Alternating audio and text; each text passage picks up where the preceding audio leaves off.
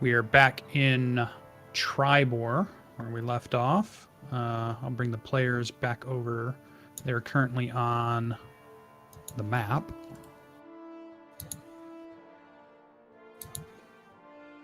All right. We have all our players but one. We're going to have Ardreth will be joining us an hour or so late, but we'll just go ahead and carry on as we work through some stuff. So we're going to start tonight's session off with just jumping right into it. So, crashing outside, you hear buildings smashing as each of you begin to hear people screaming. You're hearing all kinds of noise from wherever you happen to be at the moment. And you kind of move to get a better look, whether it's moving outside or moving over a building or two just to see what's going on. And everything has already become dusty, and you can smell smoke. You can see fire in the distance. Several buildings are on fire.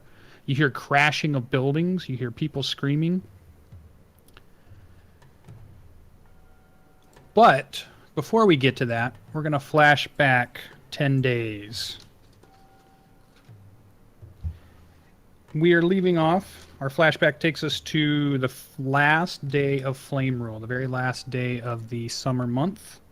And we have just left Duranthra's keep after you had brought to her the body of the ranger that you retrieved from the Pony Cave.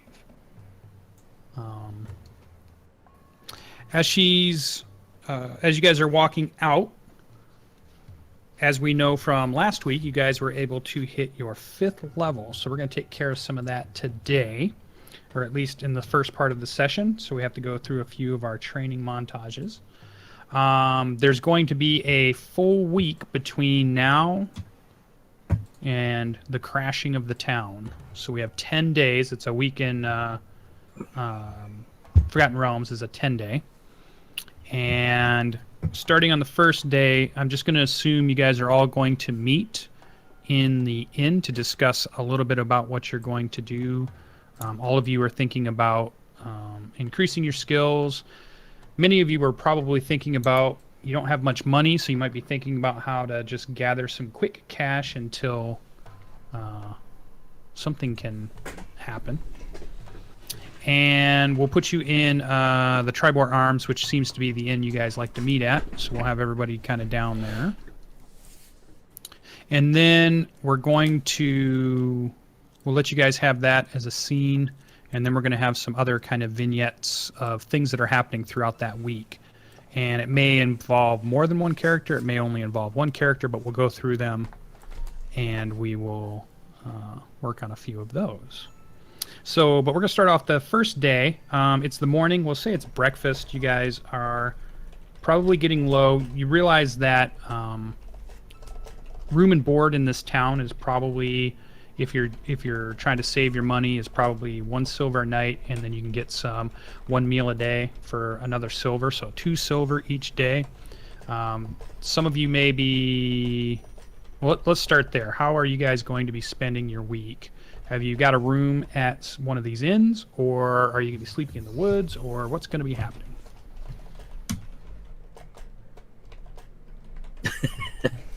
I'm going to be sleeping in the woods. Yeah, ditto. So no room and board for you? Going to save your money? Yeah. I'm not doing it to be thrifty, though. It's just, aside from the occasional bath in town. Okay. What are you going to do for food? I can catch its food and get its water. There you go. Okay. You could probably catch enough for a couple, 1 or 2, maybe 3 people. I don't know if 6 people would be a little tough every day for you to feed. As a wanderer, as a feature, I could find food and fresh water for myself and up to 5 other people each day, provided that the land offers very small game, water, and so forth. Yeah, and the big problem is you're near a town, so all of that's kind of away. I mean, water's easy enough, but like, there's not a lot of animals that get up near the town.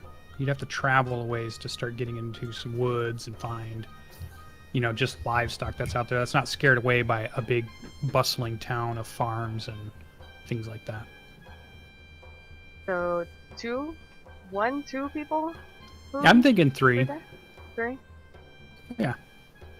Well, I got me, I got you, Finn. Anybody else want to jump on the free food train? Jarral's gonna stay at the inn. Coffee will stay at the inn. I got drinking to do. I've got refined taste. I will say Ardreth will take you up on your free food. Alright. Although he's still going to... he's going to be at the inn all the time. Play at the inn. Yeah, he's trying to make some money. Finn will stay there at night, for the singing. Oh, so it's not an either or. Okay, yeah. And socializing, of course. Yeah. Well, it is an either or if you're going to be getting a room. So it just helps me figure out. Okay, those that are staying at the inn will be paying just a silver a night. And then if you want a free meal with that, a silver for a meal, and then we'll just call it good without having to do too much money management. That should make that easy. So let's start off then. It's the morning. A couple of you have come out from the campsite. Now, are you camping in town? I mean, there is camping that's going on in the 2 areas that are these kind of like these paddocks. This is where caravans come in and they set up camps. So it's quite common to have people here just camping in these 2 areas. Or where are you guys going to camp at? I think we've cleaned out Garwin's slumber. We might as well keep sleeping out there. Yeah. Okay. Okay, so you guys come over from Garen's slumber, the 3 of you, and then you meet up in the morning. Jarral, Coffee, and Greybeard are there. You guys are probably finding a breakfast of some sort, hanging out at the table. And the big thing is that this would be a good time for the group kind of decide what they're going to be doing, because roleplay-wise, you guys have no idea what's coming in 10 days. So I'll let the group kind of take over and kind of talk about what they're going to do, and then we'll move into a few of the other things. This is the day after the ogre fight, right? Correct. All right. And we got nothing in terms of praise or thank you from the town at all when we prove what we've just kind of accomplished. You guys went straight to Darathra, who said she was going to take care of the body. And she has not talked to you since then. And you don't know if the town knows about it or not. It's only the next day. I mean, I'm not expecting a whole lot, but right. No, nothing. Like nobody's even said anything. To go to. Yeah, nobody's said anything about an Oni to the town that you can tell. Nobody even knows about it. Good job on the flags. Yeah. That's super helpful. And you guys do know that there are opportunities for doing odd jobs and stuff from your previous exploring of the towns. So keep that in mind. It's not too hard to hire on as a short-term scout, guard. Short order cook. Obviously, Ardreth is going to try to use his bard skills to earn a little extra money while he's here and while you guys are deciding what you're doing. Yeah, if you have cooking skill, then sure, he could be a cook or wash some dishes somewhere. There's always like some probably odd job that we can find that covers getting you a little bit of coin while you guys are kind of deciding what you're doing. But really, you're sitting here in the morning, you're not quite sure what the group's going to be doing. Well, I think we should definitely speak to Darathra. And Coffee and I still have 2 people in town that we have not seen or met, that we have met on the road, that are definitely local at this point. We haven't even talked to them. And they owe us. They do. Big.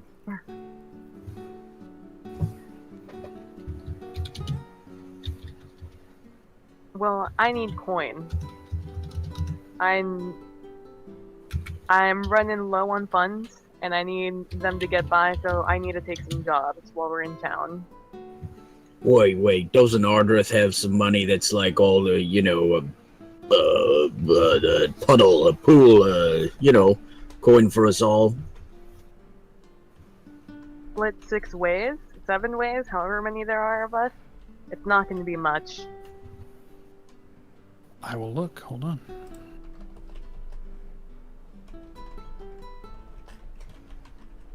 It was like, I'm pretty sure it's negligible. This is the downside of not having this at a table. I mean, there's no sheet that we can just reference to, like a loot sheet. Yeah, he has money listed. Let's see, 75 silver, 43 copper.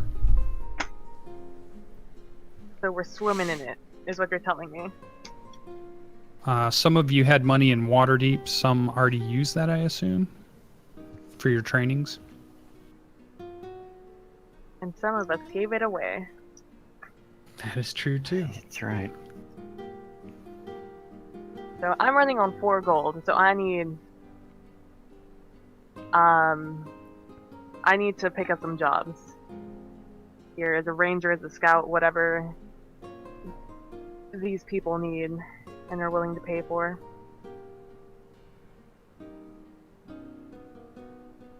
Well, we should talk to Darathra. I mean, and the other leads that we have in town, I think. Sure. Any other plans while we're here? Jarral's gonna Drink it. Thank you. I mean, you assigned us those NPCs last week for a reason, right, Dan? Coming up. Yeah, Alright. not quite yet. So Jarral's gonna spend the week mapping the town out. Okay. Okay. Is that it for the group then? That's the morning discussion. Ready to break? Yeah, if it's still the first day. Right. Go Griff Grothra or whatever her name is for some money for getting rid of the Oni. Got it.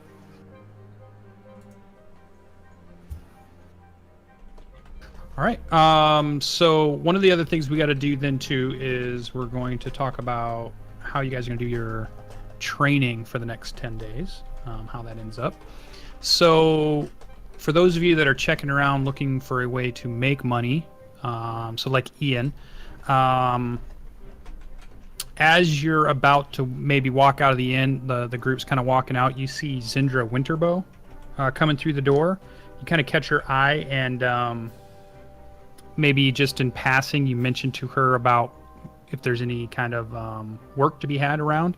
As far as for a ranger, you guys are obviously the same, kind of dressed the same way, and she realizes you're both kind of the same class. And yeah, she mentions to you that she's going out. They're going to go out to the northern ranches, and they're hiring a couple of scouts if you want to go with you. It doesn't pay a ton, but you would get for a 4-day, for 3 days out, and then it'd be 3 days back. They would give you 5 gold to make sure that a load of supplies makes it out to the northern ranches if you wanted to go.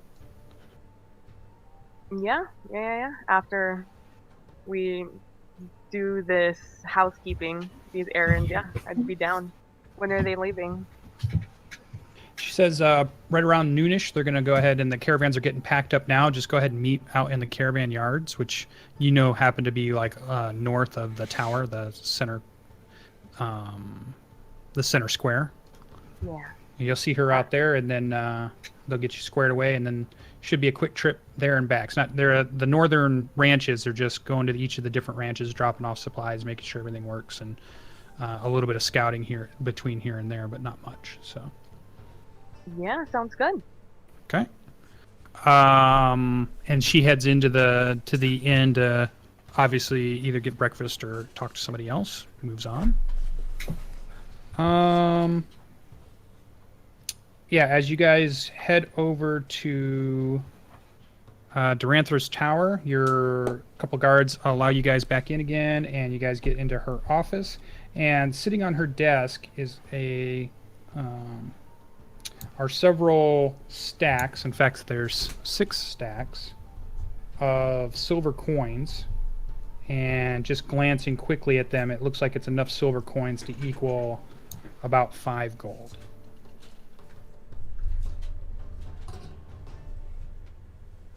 And then as she brings you in, she says to her, well, you saved me a trip to come to find you. I meant to pay you some money for helping clear out Garen's slumber and fixing a problem we didn't even know about. So each of you are able to grab a small stack of silver, which I think would be, I want to say it's 10 silver per gold. So that would be 50 silver. Ah, the coffers are filled again.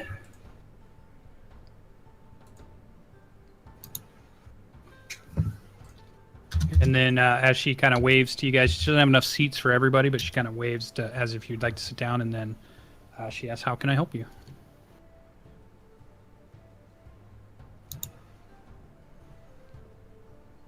Finn will look at Ian. Greybeard looks at Finn.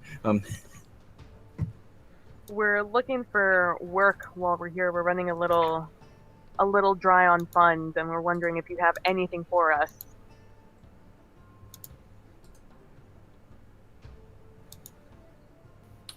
Well, I don't personally have anything for you as the town protector. The 12 are out doing patrols. We haven't had to call the militia up in months. But I'm sure you can find different stuff around town. There's always somebody hiring guards. There's scouts and guides can be hired down at Tribor Arms. You can talk with any of the caravans that come through town. A lot of times they're looking for people to help safeguard them through the roads, especially since it seems like the roads have been a little more dangerous as of late. As far as manual work, you can maybe check out any one of like Happy Horse Ranch or maybe the Wainwrights. If they have anything, they're building wagons and carts and things over there. I don't know if they would have anything. But, you know, it's a pretty inclusive town, and most of the jobs are taken by the people that live here. So you might just have to check around a little bit. That's all I know about.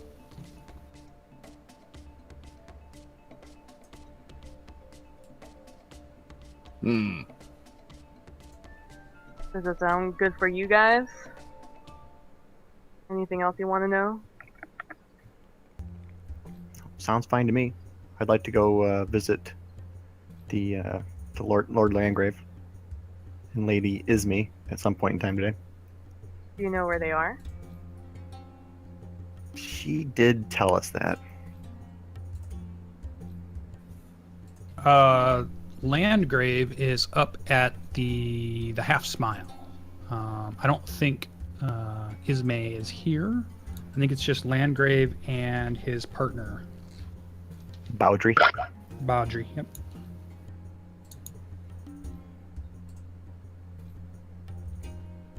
Cool. Greybeard? And the Half Smile is north of the town square. Yeah. Anything you're interested in learning or acquiring? I was gonna see if the tavern, needed someone with my expertise in brewing. He cracks his knuckles. But if you need help, I don't mind sleeping in the back of a wagon for a couple days. Oh, that's sweet. And Not Jarral? like you haven't done that before. Yeah, right. Jarral, are you all good? Anything you would like to ask a lady, magistrate, whatever she is? Oh, did we all go up there? I thought we I were kind of assume. breaking off to do whatever we were doing through the week. Because Jarral was going to go off and start mapping the place. mean, I we assumed have the a group went up as just to talk to her. Oh. So No, I don't think Jarral would have questions for the magistrate. Lord Protector is what I just looked up. Yeah, Lord Protector. Alright. Well,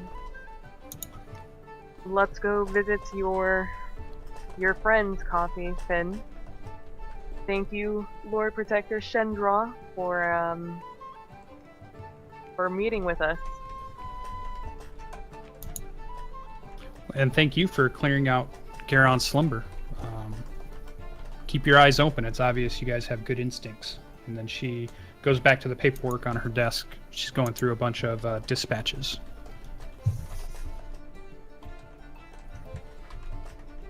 Alright.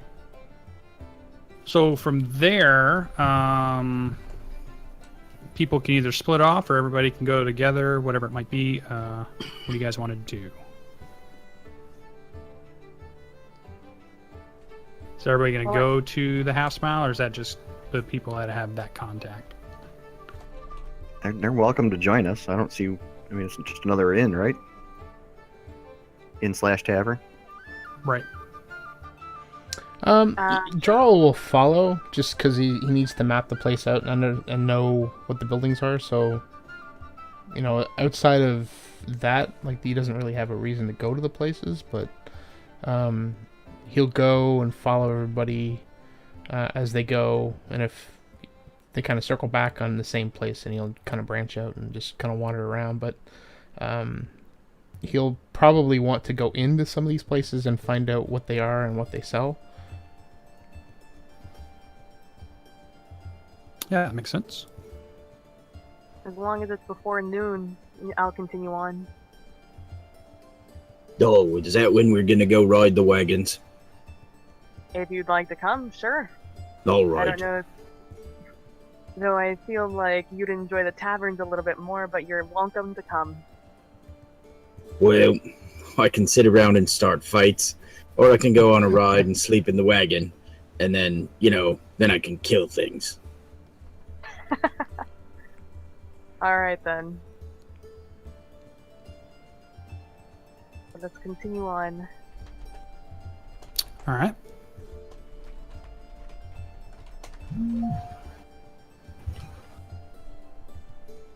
We're going up toward the half smile there.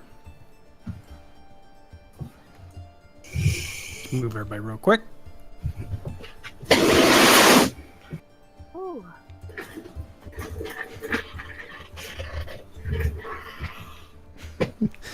Just in case you're wondering, your mic's on.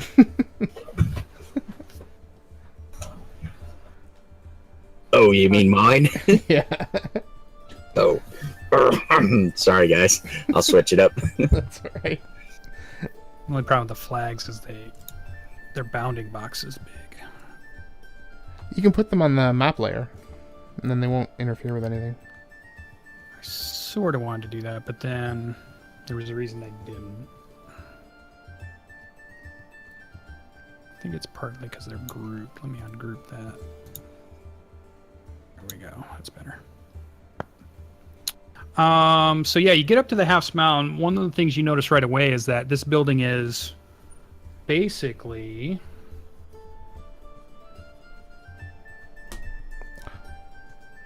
you can see that the yard is a riot of weeds, and the building has been boarded up.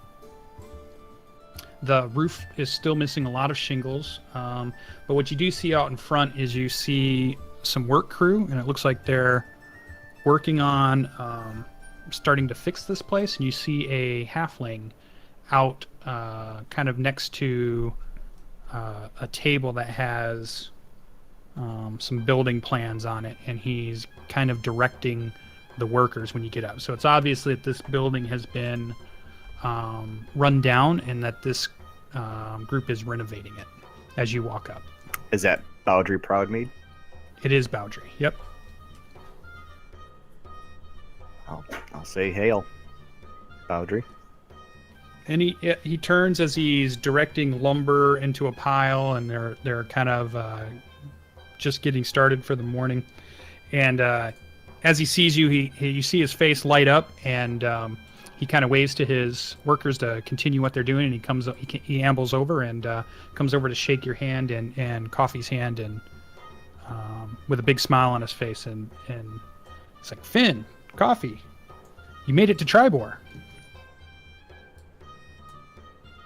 It was a long road, but we figured we would swing by and see how you and your wife were doing.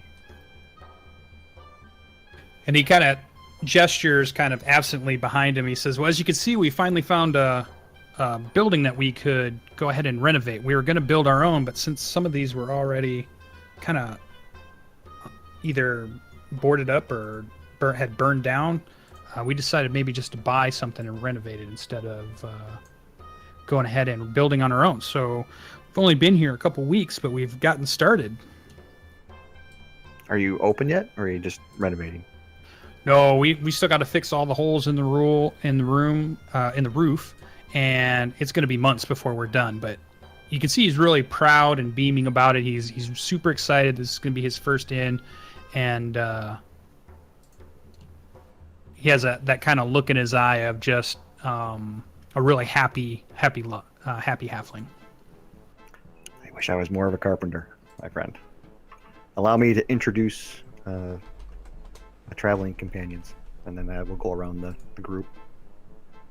Yeah, and he kind of moves and shakes everybody's hand. That, you know, he puts his hand out to shake anybody's hand that's willing to shake his hand, and he offers, if you come by towards the dinner time when we're breaking down, I break out one of the kegs, and all the workers get a free mug of the Proud Mead or the Proud Mead, which is what we the legendary Proud Mead. Yeah, hopefully in these lands it will be. They haven't even had it yet. I'll eyeball Greybeard. I'm giving him a little bit of a stink eye, like, I'll show him how to brew some real mead. And he says, I'll have to pass on. Give me a sec. Where'd that go? Oh, yeah, Landgrave. There it is. I'll have to pass on to Lord Fulbert that you were here. He's currently back in Waterdeep bringing us supplies for all the furnishings and things we're going to be putting inside the inn.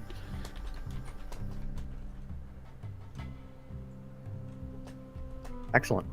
Well, then we can let you get back to work, and we'll come back later for a dinner celebration. Says, great, thanks. And he kind of heads back to the workers, and they're it looks like what they're doing right now is just setting up a lot of the supplies. It's obviously they haven't quite started the work, but they're still planning out what they need to do, setting up some scaffolding to get up to the roof, which needs some repairs. And there's just a lot of supplies in the yard, as you can see, just piles of lumber and different crates and things, and that they're working on. So they're definitely getting started on renovating this building.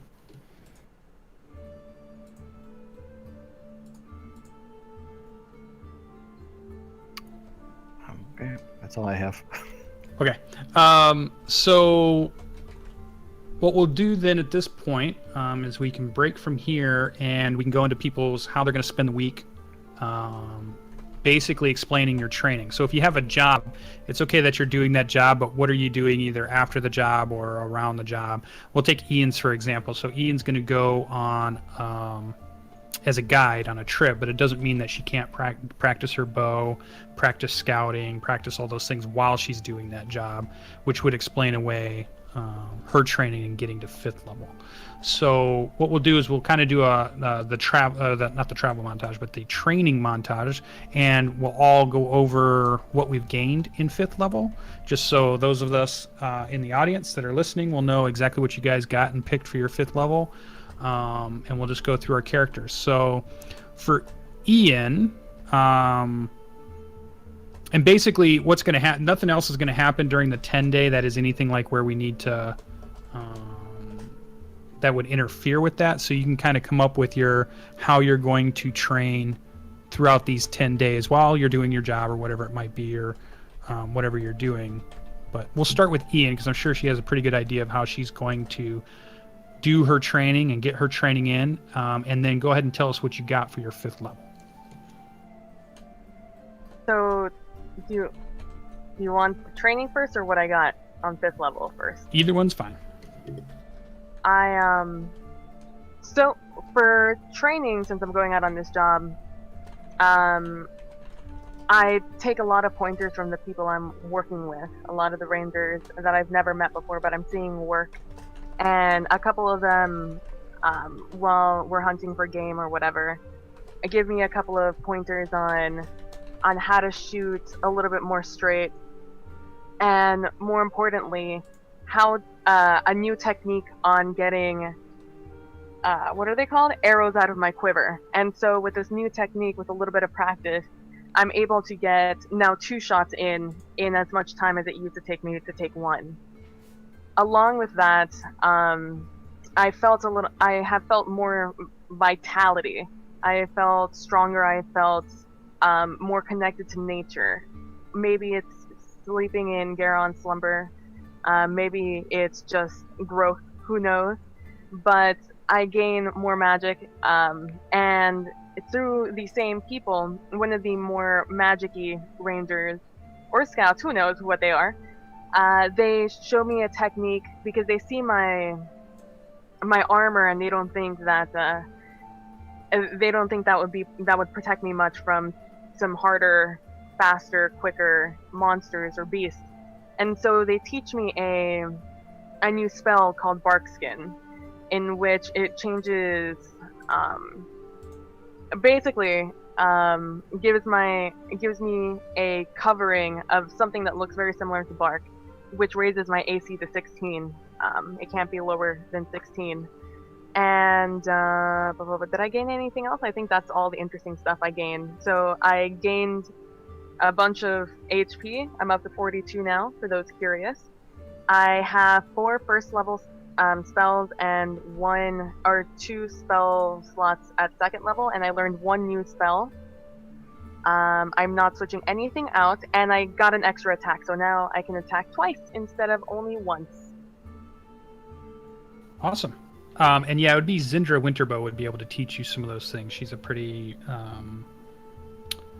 well-skilled ranger also. Just in case you want to write that down. Alright. And during the trip, on the way out, you spent some time, and Greybeard, you said you were going on that trip too? Yeah. Just to earn some money?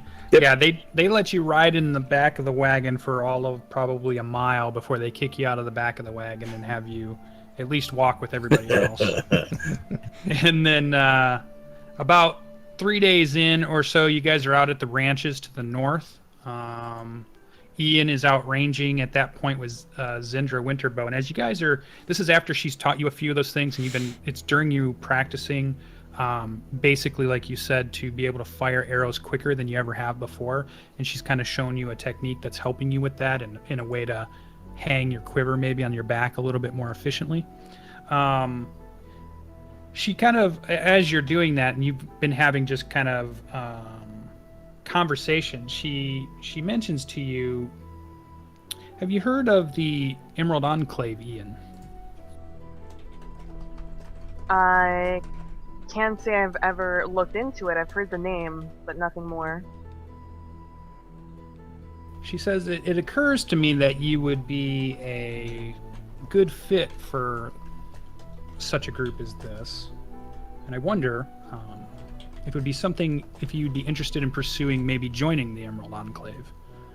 And then she goes on to give you a little bit of history on it. And maybe it's some of it you have heard a little bit of, just in the different groups that you've been around. But you know the Emerald Enclave is basically a group of wilderness survivalists. They like to preserve the natural order by rooting out unnatural threats. They struggle to keep civilization and wilderness from destroying each other at times, and they help others survive the natural perils of the savage frontier. So she's kind of explaining these things to you, how they try to keep a balance between, those that encroach on the woods and the forests to make sure that they're not, just blatantly cutting them down to the point that they don't exist anymore, that they're replanting, versus unnatural things like maybe undead or anything that's harming the natural landscape. And often they use basically operatives to go and take care of hotspots like this. And typically joining something like this, the benefit to it would be you'd have a lot more contacts throughout the world. You would have access at times, if you needed it, to maybe additional equipment or, you know, somebody to help you out with something, places to stay at times. And for that, you know, they may come to you if there's a mission that's needed, or if they have something that they think you could do while you're out doing your thing. And she makes it real clear that it's not something that you have to set aside everything else that you do. It's not like you have to forgo your family or your adventuring group. They realize, you know, adventurers are adventurers, and they are together for a reason. But it's also to keep an eye out and to send information back. So as you see things, as you come across things, you can be an asset in the field, just information-wise too. So she kind of talks to you a little bit about it, and you guys might, you know, chit chat a little bit, and maybe she then lets you just kind of sit on it and think about it. And she says, you know, if you think about it, and, you know, maybe before you leave town, let me know. But other than that, she just gives you time just to kind of think about it. And while Zendra is explaining all of this to me, I do seem extremely hesitant, and I do explain, and I do say, as she's saying this, that it sounds a lot like what I do back at home, serving on the guard, making sure that no one is destroying the forest at all, and that all unnatural forces are slain. It sounds a lot like what I do back on the guard, and I seem really hesitant about joining it, and Zendra, it'll be very obvious that I am, but I, even though it seems like I'm going to say no, near the end of our talks, I do say, just like she said, just sit on it. I do say I'll think about it very hesitantly. Okay. So while we're on that trip, we know Greybeard's along on this trip. So let's do Greybeard's training montage and go ahead and tell us what you got as our resident new 5th level barbarian. So them being party poops and making me stomp along behind the wagon, I keep like falling behind. And then suddenly it just dawns on Greybeard that, you know, the way he's walked his whole life, stomp, stomp, stomp, is not as efficient as it could be. And he finds himself suddenly taking, like, instead of lumpy dwarven strides, he suddenly is, like, moving more animalistic, more, I don't know, maybe more smoothly. And all of a sudden, he's, like, you know, outpacing the humans, and he's like looking at them like slow pokes. Ha! And and he just starts to think about a way to be more fluid in his motions, you know, a better way to wing his axe around and such. And by the, you know, 2nd or 3rd day into the trip, he realizes that he's much more fluid and more, I don't know, the sheer feral raginess of the barbarian has like loosened up his bones. He's not so you know, stiff and you know, here is my line in the sand, come fight me, I'm gonna take it to the enemy. So basically on the 5th level I gain an extra attack when I take an attack action. So now I'll have 2 attacks per attack action, and I also gain fast movement, which gives me 10 more feet of speed. So now I'm half elf fast, or I mean wood elf fast. I moved 35 feet and around, and then I'm 5th level, but I'm sporting 65 hit points. Nice. better All right. known as 130 hit points. Yeah. So both of you will be able to get your 5 gold at the end of that as you get back into town. And it's taken several days to go out and then several days to come back. And it's a pretty uneventful trip out to the ranches, but you did get to see out at the northern ranches, and it's a lot of horse ranches and other livestock type ranches. So it's obvious that this town really supports that kind of trade, horse flesh trade. And these ranches are where most of that's kept, so that's not all right inside town. All right, let's move over to Jarral, because I think he has a pretty good idea of what he's going to be doing for most of the week. But also we need to figure out what he's going to be doing for his training and what he got for his 5th level. Sure. So Jarral's going to, find some eager folks that are looking for training and sparring partners. And I guess he's going to find himself in the, I can't remember what you called it, but this kind of area, if my mouse will work, right in here. And he's going to work with some people and train just kind of his movements and try and fine-tune his motor skills. And he's going to specifically work on efficiency of movement. So he's going to more using his hands and the power behind it. And he's going to find that if he focuses his mind, and as he's attacking whoever it is, he can channel some of his life, his force, his ki, and somehow generate enough force to stun his opponent. So he is going to learn Stunning Strike, which allows you to spend 1 ki point. When you hit another creature with a melee weapon attack, you can attempt a Stunning Strike. This target must succeed on a Constitution saving throw or be stunned until the end of your next turn. And as he's doing that, he's also finding that the focus and the efficiency of the movements with his hands, he's finding that he can also improve the speed of his attack. So he's also going to gain extra attack, and beginning at 5th level you can attack twice instead of once whenever you take the attack action on your turn.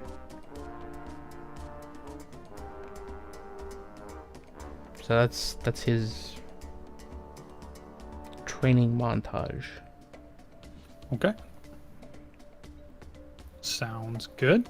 As far as the mapping of town thing, go ahead and explain that a little. Yeah, so Jarral took some when he went to university. I'm not sure how much the characters actually know in character, but he went to school for archaeology, and as part of that, he learned cartography to learn how to map the places that he's been and map some of the where his travels go, so he knows where he's been. So he's going to, and he also has some cartographer tools, and he's going to use those to map out the town. He's realized that his original, what brought him to the Sword Coast was to basically start an expedition for something that he had learned about in the north, and in order to do that, he's going to have to earn money, which is kind of why he joined the group. And he's going to use his skills in map making to try and make enough maps that he can sell to get money back for them.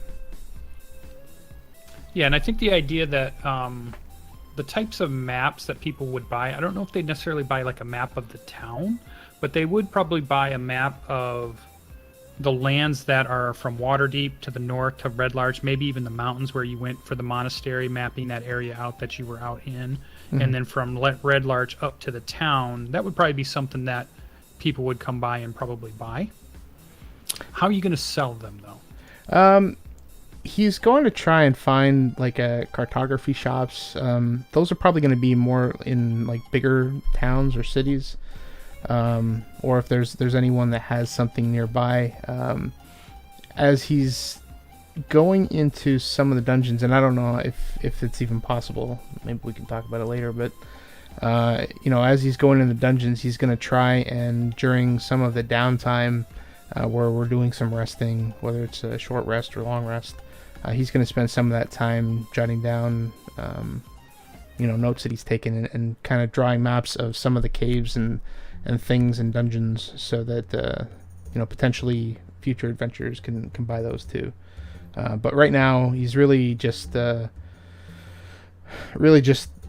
has started the map, Tribor, and he knows he's not going to get a lot for this, but it's more that he can just kind of keep his skills honed. Yeah, I'm thinking that if you made a couple of maps that showed that whole northern area of Waterdeep to all the way up to here, at least filling in the details of the parts you've been in, and maybe even flying in the castle, as much as you hate it, it actually was something that helped you make a really good map, something better than you might have made had you not flown. Can I retcon that? Giant's Cloud Castle. And yeah, so maybe throughout the week you are trying to make a few copies, and I think like the lion's share, which is because you know of all the buildings now, you've kind of went to each one and walked in and figured out what they were. Mm-hmm. The lion's share is kind of where adventurers go in this town to get gear.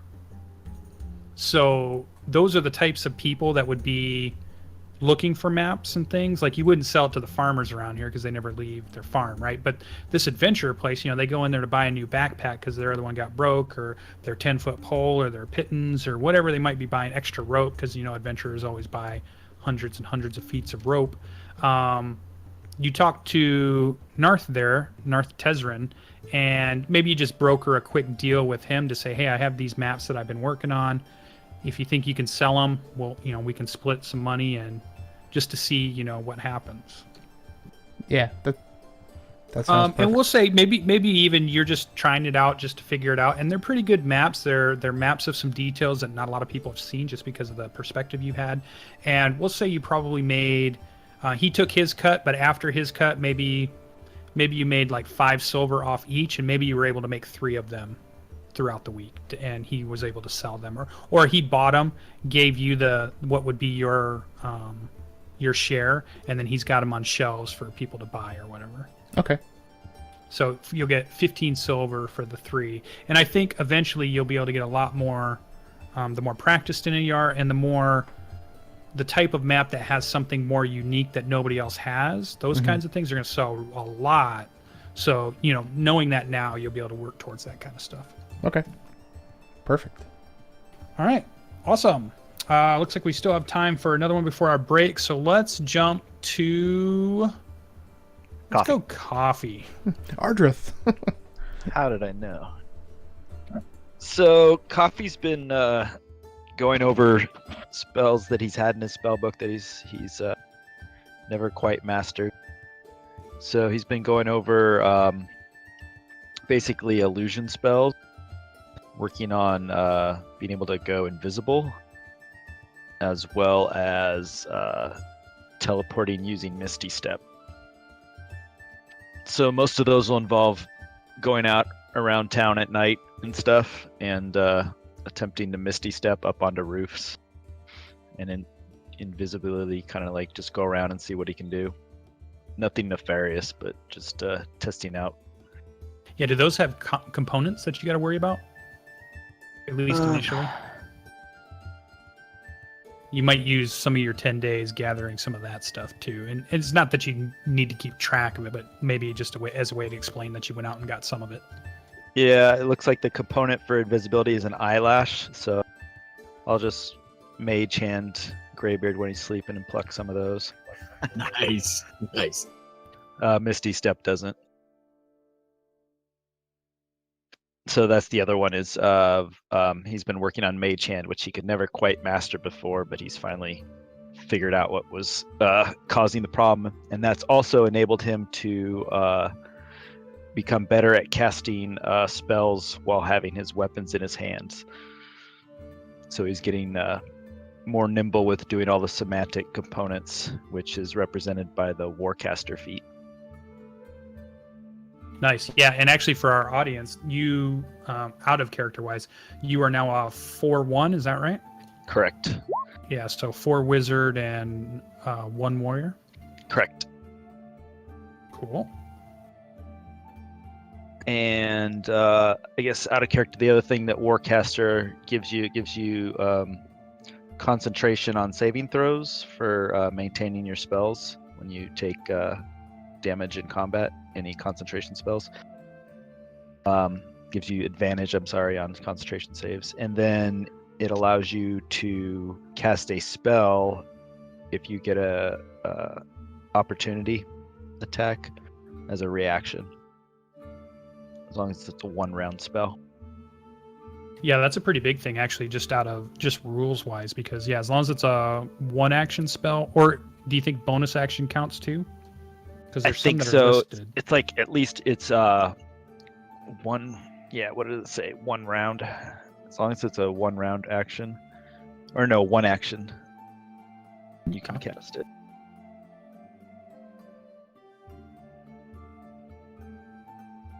And that's basically it for coffee. Cool.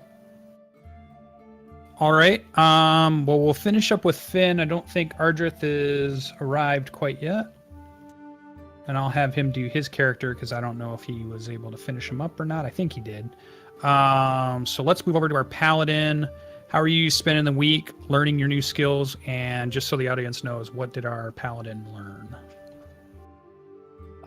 He's going to get 2 attacks this time around, so he'll kind of sit in with Ian on the archery stuff that happens in town. The big thing for him at 5th is that he gets his mount, and I've actually got a thing written for it. So the ritual is simple. You are all welcome to witness it in its entirety.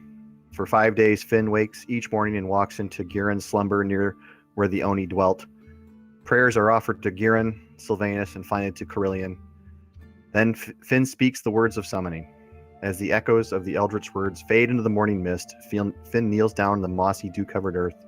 He makes a small incision in his palm and places his palm down on the earth before him. A pale wisp of light coalesces before him. No words are spoken, but Finn can be seen reaching out and failing to touch the insubstantial mote of light before him. A smile broadens his face as he quietly responds to some unheard question from the silent speck. This happens every morning for the next 3 days. Each time the form grows bigger and more substantial. Each day, Finn spends time in quiet, one-sided discussion as the ghostly form floats circles around its kneeling summoner. And as the days progress, the Fey spirit gradually takes the shape of a large, translucent, 4-legged beast walking instead of floating. On the 5th day, the spirit does not appear in front of Finn after he speaks the words of the spell.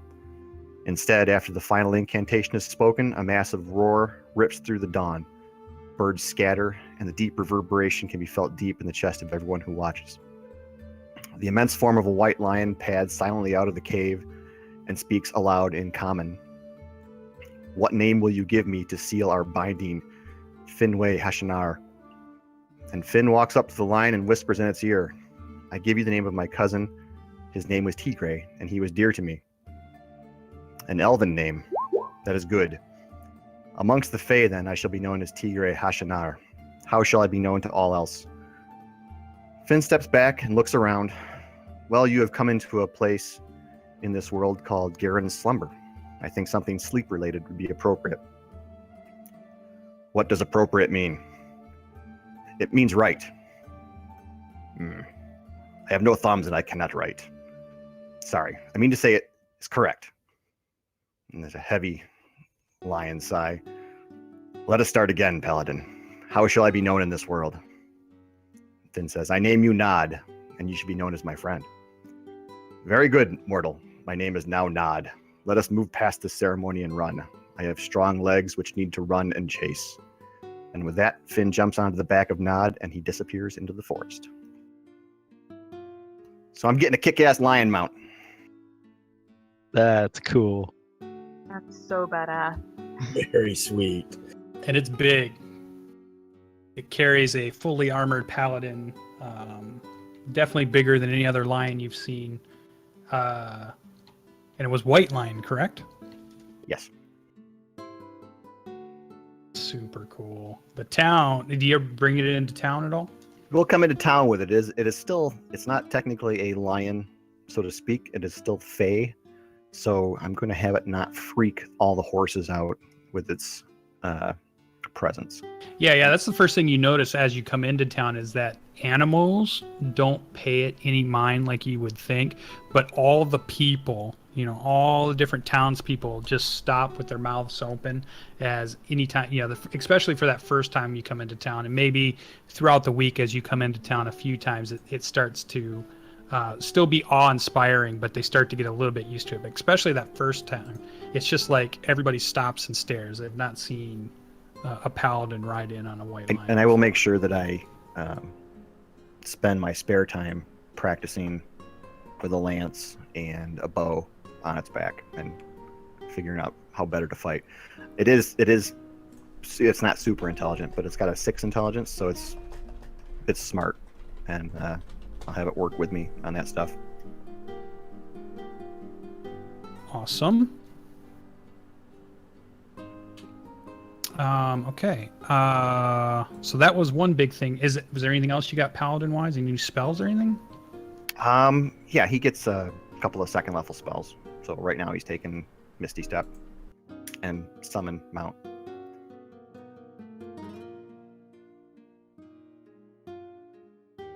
Very cool. I'm gonna make a handout of a white lion and let everybody be able to see it so they can reference back to it. We'll make a token for it eventually when we need it, probably sometime tonight. Wasn't that a great 80s hair metal band? It was. Oh, and what was the full name of the lion? Is it going to be Tigray? Nod. N-O-D. Oh, Nod. Tigray. Tigray is its secret Fey name. I thought about shortening it to Gray, but we already got the Gray in here anyway, so. There we go. Never have enough gray. Sweet.